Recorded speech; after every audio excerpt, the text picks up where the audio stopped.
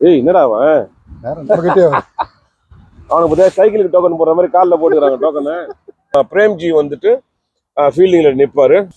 அவர் பந்தை பிடிக்கவில்லை, பந்துதான் அவரை பிடித்தது அப்படின்றது வந்து பயங்கர ட்ரெண்டிங் ஆச்சு, மக்கள் மத்தியில் நிறைய போச்சு. பசங்கெல்லாம் வந்து அதை வேற மாதிரி எழுதுனாங்க. வெங்கட் பிரபுலாம் இன்னைக்கு கூட நீங்க எந்த ஒரு இன்டர்வியூல அவரை கேட்டாலும் அவர் என்கிட்ட சொல்லுவாரு, எல்லாருக்குமே சொல்லுவாரு. உங்ககிட்ட அண்ணன் காதலை வெளிப்படுத்தினார். அவர் எங்க வெளிப்படுத்தினார்? அதான் சொல்றேனே. கார்த்திக் நடிச்ச படம், கார்த்திக் ரேவதி, மோனோராகம். அதை பார்த்து கார்த்திக் கேரக்டர் பார்த்துருக்கல? ஆமா, அது நாயில அவங்க அழகான You got the train? Okay.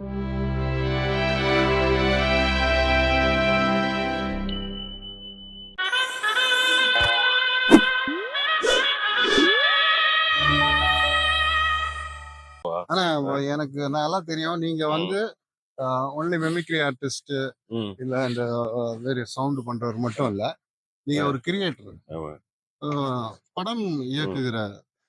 ஆமாம்மா, எனக்கு எப்பவுமே அந்த இன்ட்ரெஸ்ட் உண்டு. ஆனா இப்போ நம்ம அதை பண்ணும்போது, இப்போ நம்ம டைரக்ஷன் பண்ணோம்னா எனக்கு வந்து ரொம்ப ஒரு ப்ரெஷர் எடுத்து, அதாவது பணத்துல ப்ரெஷரு, ஆர்டிஸ்டோட டேட் ஹேண்ட்லிங் ப்ரெஷரு, சீக்கிரம் முடிக்கணும், இந்த மாதிரியான ஒரு ப்ரெஷரோட எனக்கு படம் பண்றதுக்கான இன்ட்ரெஸ்ட் இல்லை. எனக்கு வந்து அந்த ப்ராசஸ் என்ஜாய் பண்ணும், அந்த ப்ரெஷரை என்ஜாய் பண்ணும். ஓகே, நம்ம வந்து ஒரு படம் எடுக்கிறோம், அது ப்ரெஷர் தான், இல்லாம இல்லை. அதை நம்ம என்ஜாய் பண்ணணும். நம்ம என்ஜாய் பண்ணி அதை நம்ம எடுக்கிற மாதிரியான ஒரு கட்டம் தான் கண்டிப்பா நான் எடுக்கிறேன். ஒரு 4 கதைகள் இருக்கு. ஆல்ரெடி 4 கதைகள் ரெடி பண்ணியிருக்கேன். ஒன்னு வந்து ஃபுல்லா மியூசிக்கல் காமெடி, ஒன்னு வந்து கிரிக்கெட் காமெடி, இன்னொன்னு வந்து ஒரு ஃபீமேல் ஹீரோயின் சென்ட்ரிக் ஒன்று, இன்னொன்னு வந்துட்டு கம்ப்ளீட்டா ஒரு பியூட்டிஃபுல்லான மிடில் ஏஜ் லவ், ரொமான்டிக். நீங்க பண்றது ரெடியா இருக்குது எல்லாமே. ஆல்மோஸ்ட் 2 கதைகளுக்கு வந்து ஆல்மோஸ்ட் நெருங்கியாச்சு, ப்ரொடக்ஷன் ஸ்டார்ட் பண்ண போறோம். நீ நடிக்கிற? ஓகே, அதெல்லாம் அடுத்த கேள்வி. அண்ணா நான் எப்போ வரேன்? நிச்சயமா இருக்கு. அதாவது நம்ம வந்து சினிமால ஒரு என்ன விஷயங்கள் இருக்குன்னா, நான் எடுக்கிறாங்க, ஆனா நம்ம வந்து ரிலீஸ் ஆகும்போது படத்துல இருப்போமா இல்லையா அப்படின்ற ஒரு பீதியிலேயே நம்ம இருப்போம், பதட்டத்திலே இருப்போம். 10 பேரை கூட்டினா 10 செகண்ட் கூட வர மாட்டோம்.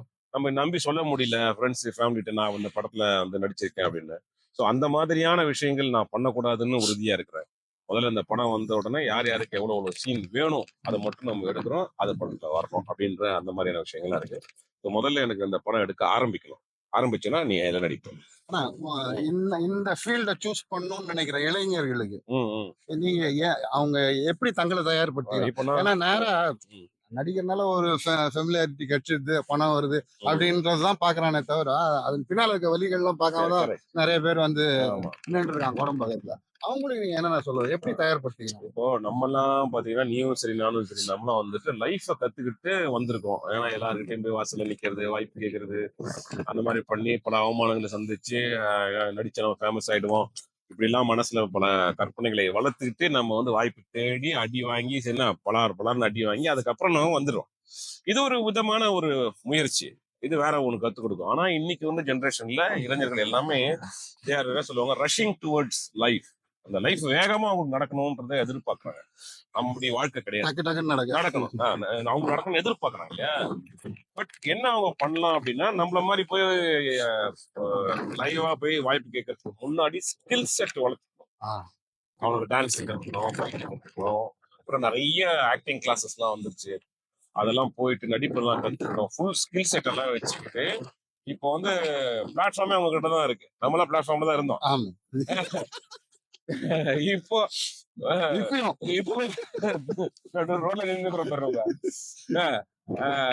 இப்போ ஒரு இன்ஸ்டாகிராம்ல இருக்கு, சோசியல் மீடியா, யூடியூப் இருக்கு, ஃபேஸ்புக் இருக்கு. அவங்களுடைய திறமைகள் அங்க காட்டுறதுக்கான ஒரு இடம் இருக்கு, அது எல்லாருமே பாக்குறாங்க. இன்னைக்கு வந்து நிறைய பேர் வந்து அந்த சோசியல் மீடியால இருந்து நடிக்கிறாங்க. இப்போ கொஞ்சம் ஈஸியா இருக்கு. ஆனா அதுலயும் பாத்தீங்கன்னா இந்த யூடியூப் பார்த்து இன்ஸ்டாகிராம் பார்த்து நிறைய பேர் டிப்ரெஸ் ஆயிடுறாங்க.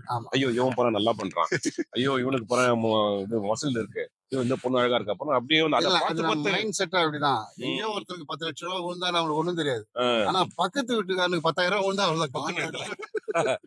அந்த மாதிரியான ஒரு ப்ரெஷர்ல இன்னைக்கு இளைஞர்கள் தான் இருக்காங்க. ஆனா அதனால அவங்க லைஃப்ல வந்து ஸ்கில் செட்டை வளர்த்துக்கிட்டு அவங்களுக்கான விஷயத்தை டிஸ்பிளே பண்ணிக்கிட்டே இருக்கலாம். லைஃபோடு இருக்கணும், பொறுமையா இருக்கணும். Things will happen to them. அதான் தயார்படுத்திக்கணும். தயார்படுத்திக்கணும். ஏய் என்னடா அவன் வேற நம்மகிட்டே அவனுக்கு பார்த்தா சைக்கிளுக்கு டோக்கன் போடுற மாதிரி காலில் போட்டுக்கிறாங்க டோக்கனு. ஏய் தம்பி போனா அந்த பக்கம் சாப்பிடுறோம். ஓகே. ஆனா ம் இந்த அவமானம் இல்லாம வெகுமானங்கள் கிடைக்காது அப்படின்னு ஆமா. நிறைய கலைஞர்கள் சொல்ல கேள்விப்பட்டேன். அப்படி ஆரம்ப காலத்துல உங்களை யாருன்னா டீச் பண்ணிருக்காங்க ஓய்யாயோ அப்படின்ட்டு? மேடையில நிகழ்ச்சியில சொல்றியா இல்ல வந்துட்டு? இல்ல வாய்ப்பு கேட்கும் போது அது எல்லாருமே டீஸ் தான் பண்ணுவாங்க. நம்ம பண்ணுவாங்க. நம்மள வந்து ரொம்ப மிமிக்ரி பண்றாரு, ஒரிஜினாலிட்டி இருக்காது, இன்னொருத்தர் காப்பி பண்ணி பண்ணுவாரு அப்படின்னு சொல்லியே தான் இருப்பாங்க. ஆக்சுவலா நம்ம நிறைய வாட்டி ட்ரை பண்ணிருக்கோம். அதாவது எப்படின்னா, சொல்லிட்டு செஞ்சா மிமிக்ரி, சொல்லாம செஞ்சா நடிப்பு. அத வந்துட்டு புரியாது. அதனால நிறைய இடத்துல வந்து நடிப்பே வராதுன்னு சொல்லியிருக்காங்க. அதனால அந்த வாய்ப்புக்கு தேடுன்னு உங்களுக்கு லேட் ஆனது காரணம். இன்னைக்கு ஜென்ரேஷன் வந்து அக்செப்ட் பண்ணிக்கிறாங்க. மிமிக்ரினா வந்துட்டு அது அவங்களுக்கு ஒரு ஸ்பெஷல் குவாலிட்டியா இப்ப இருக்கு. நம்ம டைம்ல வந்து பாத்தீங்கன்னா இப்ப கலாபவன் மணி ஆமா. மலையாளத்துல வந்து பயங்கர ரெஸ்பான்ஸ் இருந்தது. ஒரு மிமிக்ரி பண்ணா அவங்களுக்கு கிடைக்கும். ஆனா இங்க கிடைக்கல, இப்ப கிடைக்கும். எனக்கு தெரிஞ்சு நீங்க ஸ்டேஜுக்கு மேல வர்றதுக்கு முன்னால பேக் ஹேண்ட்ல நிறைய ஒர்க் பண்ணிருந்தீங்க நிறைய பேருக்கு பின்னால எழுதிக்கிட்டு. அது நம்ம எல்லாருக்குமே சப்போர்ட் பண்ணிருக்கோம்.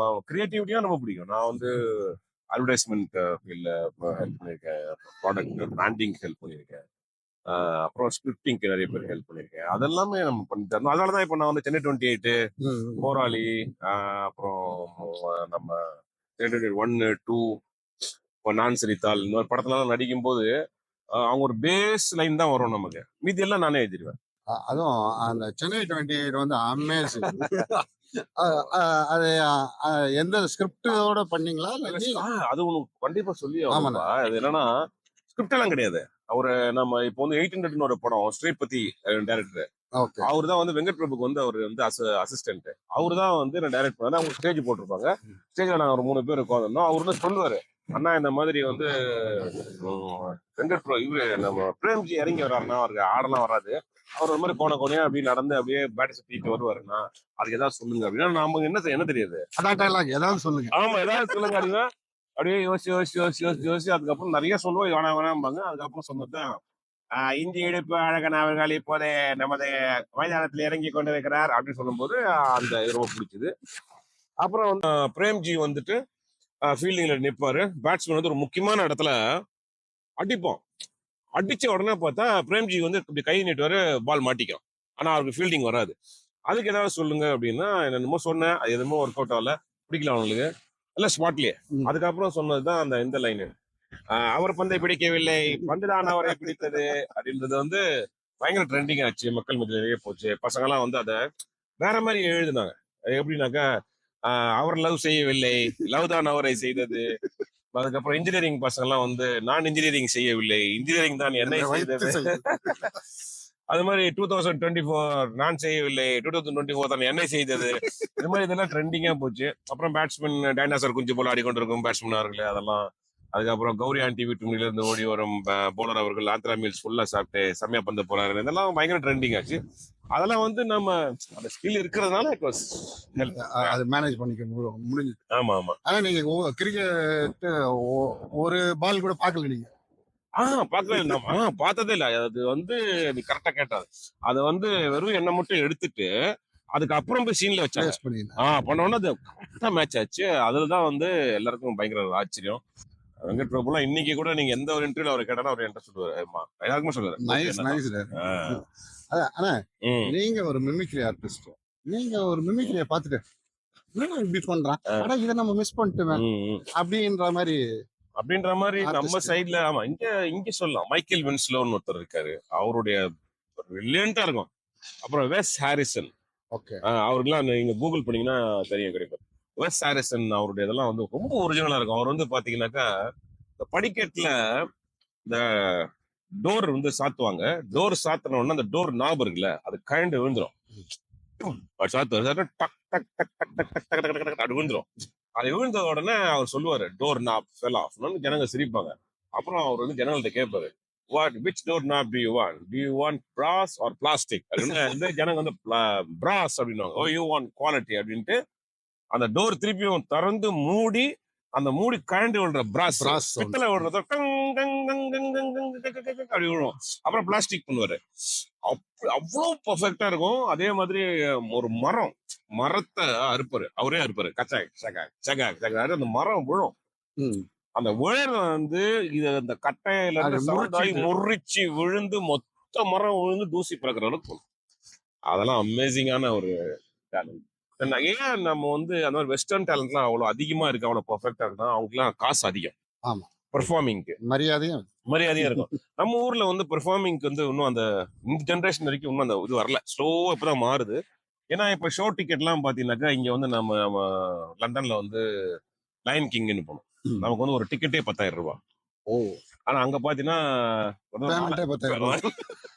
ஒரு மாசத்துக்கு. சோ அங்க ஒரு 4000 பேர் ஃபுல் ஹால் பாத்துக்க. அப்ப என்ன பண்ணா டெய்லி ஷோ, அது சும்மா வாரத்துக்கு ஒரு டெய்லி ஷோ, டெய்லி ஃபுல்லா அது உள்ள இதுல வந்து பாத்தீங்கன்னா இந்த சைட் ஆஃப் கண்ட்ரில இருக்க மக்கள் வந்து பெர்ஃபார்மிங் ஆர்ட்ஸ்க்கு மரியாதை கொடுப்பாங்க. மேடை கலைஞர்களுக்கான மரியாதை நல்ல காசு கொடுத்து வருவாங்க. இதுக்கெல்லாம் வரும்போதே ஒரு கல்யாணத்துக்கு வர மாதிரி ட்ரெஸ் எல்லாம் போட்டு ஜம்முன்னு வருவாங்க இந்த ஷோக்கு போறோம் அப்படின்ட்டு. ஸோ இதெல்லாம் நம்ம ஊர்ல வந்துட்டு பாத்தீங்கன்னா கம்பேர் பண்ணுவாங்க, சினிமாக்கும் இதுக்கும் கம்பேர் பண்ணுவாங்க. இது கம்பேர் பண்ணக்கூடாது. ஸோ அதனாலதான் இங்க வந்து பாத்தீங்கன்னா நிறைய ஆர்டிஸ்ட் வந்து நம்பி வருவாங்க, இந்த தொழிலை எடுத்துக்கலாம் அப்படின்னு நம்பி வருவாங்க. நம்ம ஊர்ல இன்னும் அந்த டவுட் இருக்குது. இப்ப நம்ம போய் சொல்றோம் நம்ம ஸ்டாண்டப் காமெடி பண்றோம்னா அப்போ எப்படி வேலை செய்றீங்களா அப்படின்னு கேட்பாங்க. இதாங்க எங்க வேலை சொன்னா கூட ஒத்துக்க மாட்டாங்க. ஓகே. ப்ரொஃபஷனலை தவிர்த்து பர்சனல் லைஃப் முதல்ல அரிதாக்காவை எங்க சந்திச்சீங்க நீங்க? எப்படி இருக்க? அக்கா நல்லா இருக்கேன்க்கா. கோபி அண்ணன் வந்து உங்கள் காதல் கதையை சொல்லுங்கண்ணே அப்படின்னு மனுஷன் ரொம்ப கூச்சப்படுறாரு. அதனால வந்து உங்ககிட்ட கேக்குறேன், உங்கள் காதல் எப்படி தொடங்கி, எப்படி மலர்ந்து, எப்படி பூத்து குழுங்கு? அரிதாக்கா என்னன்னா, நாங்க அந்த உனக்கு சொன்னல ட்ரூப் நாங்க ஆரம்பிச்சோம். அந்த ட்ரூப் ஆரம்பிச்ச உடனே மேஜரா நாங்க வந்து சந்திச்ச சவால்கள் என்னன்னா, ஃபீமேல் சிங்கரே கிடைக்கல, ஆர்டிஸ்டும் கிடைக்கல, சிங்கரோட ஃபீமேலே கிடைக்கல. அதுக்காக ரொம்ப கஷ்டப்பட்டோம்.